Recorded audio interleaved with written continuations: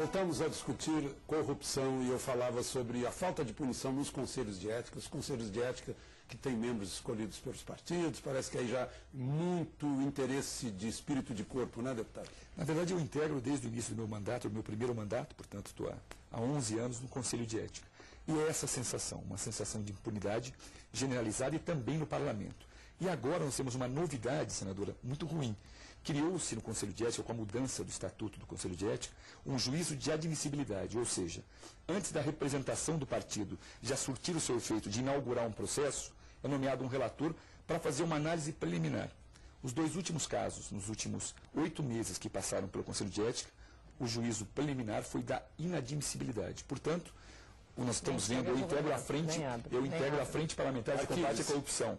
O que nós estamos fazendo? Representando na corregedoria, para que a corregedoria encaminhe, em sendo o caso, para o Conselho de Ética, e daí não se pode arquivar sobre esse juízo preliminar de admissibilidade. Ou seja, a descrença ficou tamanha com relação a esse juízo prévio, que não se representa mais no Conselho. Vai à corregedoria, porque daí o trâmite é outro e o Conselho é obrigado a recepcionar. Então nós temos que realmente fortalecer o Conselho de Ética. E olha, eu integrei o Conselho de Ética na época da CPI do Mensalão. Foram 19 casos, dos quais 18 foram propostas as cassações. 3 foram cassados. Os protagonistas, Roberto Jefferson, José Dirceu, e o Pedro Correia, presidente nacional do PP, que aliás eu fui o relator do caso. Todos os outros foram absolvidos. Quer dizer, o Conselho de Ética não é respeitado nem pelo plenário da Câmara, que sabendo que o Conselho de Ética estudou com profundidade o assunto, não referenda. E não referenda por quê? E aí o grande problema da impunidade, porque nós temos o voto secreto, que é uma vergonha, uma excrescência nacional. Como é que você pode ser escolhido pelo eleitor e no momento como esse, em que você vai votar a cassação de um parlamentar que ofendeu a ética da Câmara, a imagem do parlamento, se vota secretamente. Ou seja, as pessoas não sabem... Escondido, né? Escondido, esse é o termo, Alexandre, escondido. Essa vergonha que precisava acabar. Porque isso gera impunidade no Conselho de Ética, que na Câmara normalmente é absolvido pelo voto secreto. E aí acirra o espírito corporativista, que é muito danoso. Agora, há uma pergunta de um repórter sobre o senador Randolph, se não havendo ninguém interessado em disputar a eleição, se os senadores fariam. Ele disse, eu estou disposto a ajudar. E não tenho dúvidas que a senadora Noeli e o senador Pedro Taques também. Mas, na verdade, nós não nos oferecemos para essa missão. Essa é uma missão muito complicada, de muita responsabilidade e precisa ser interantada. O Conselho de Ética e a Corregedoria são instâncias independentes até da posição do presidente José Sarney. Muitos disseram que o presidente tinha que ser, mas não, ele tem prerrogativa regimental para tomar iniciativa o Conselho de Ética, independente de uma, digamos, manifestação do presidente do Senado Federal. Totalmente então, é autônomo o Conselho de Ética, e aí está aqui um especialista que foi membro, promotor, é autônomo na composição do Senado. Da mesma forma, a Corregedoria. Então, ele pode, sim, abrir, independente também, que eu acho que isso é protelatório, essa questão é protelatório. A impressão que ficou é que houve uma manobra, porque, em tese, o senador Demóstenes poderia renunciar enquanto não houvesse o recebimento da representação pelo Conselho de Ética. Em tese, porque na lei do Ficha Limpa que nós propusemos, na verdade a iniciativa foi popular, nós referendamos na Câmara, nós fizemos uma alteração para dizer o seguinte: a renúncia não implica em perda dos direitos políticos, desde que não ocorra a representação e não o recebimento. Mudou-se, é clara hoje a lei, no sentido de que com a representação, portanto, com a representação feita com o senador Demóstenes, ele já não pode mais renunciar. Mas alguns juristas discutem que a representação só teria eficácia quando recepcionada pelo Conselho de Ética. Portanto, o prazo do senador Demóstenes se alongou para ele poder renunciar, uma vez que ainda não houve a recepção pelo presidente do Conselho de Ética. Nós estamos falando, só para esclarecer, a renúncia ao mandato. Ao mandato.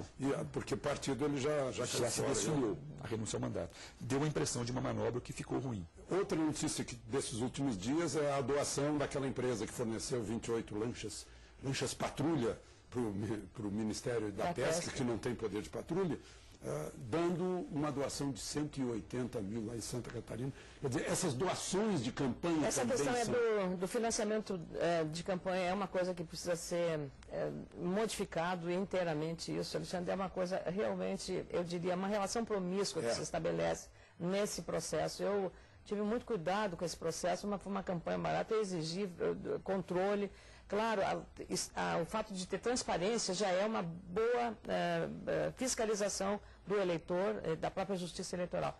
Mas ainda assim, caixa 2 é uma coisa que não há controle, como nesse caso que foi. Mas a impressão que se dá é que não se tem vontade política de promover essa mudança. Eu, desde que assumia, há 11 anos, no meu primeiro mandato, eu estou no terceiro, qual é a prioridade? A reforma política. Qual a prioridade? A reforma eleitoral. E eu nunca chega. A hora que entra no financiamento de campanha, tranca. Esse é o termo. Não avança. Nós tivemos uma reunião de líderes na semana passada no Senado, que exatamente estava a reforma política, que muitos partidos queriam. No fim, essa reforma política ficou em segundo plano, ficou o Pacto Federativo, que é uma coisa mais tênue, mais ampla, mais aberta, não tem muito contencioso, né? Então, realmente é difícil você encaminhar uma decisão a respeito dessa matéria. É a vontade política referida muito bem pelo... Porque a doação de campanha está lá, é legal. Só que relação promíscua, né? Como é que alguém vai fazer uma doação sendo fornecedor de um órgão? Na verdade, essa de ser um fornecedor, há uma vedação expressa na lei.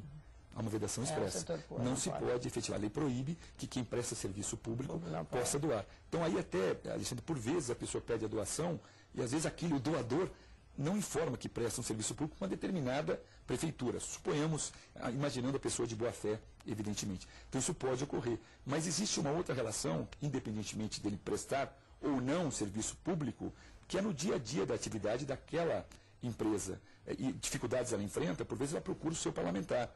Mas pode ter uma atividade pública ou não.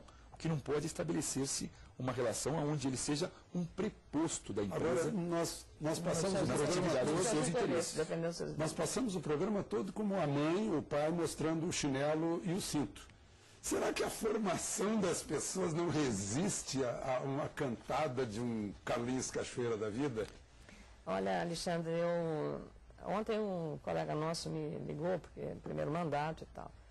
Evidente que, às vezes, não existe uma proposta direta. Olha, quero lhe propor isto para a senhora ganhar tanto. Né? Não é uma... Agora, basta você ter um mínimo de inteligência e bom senso para entender que aquilo é uma proposta indecente. Né?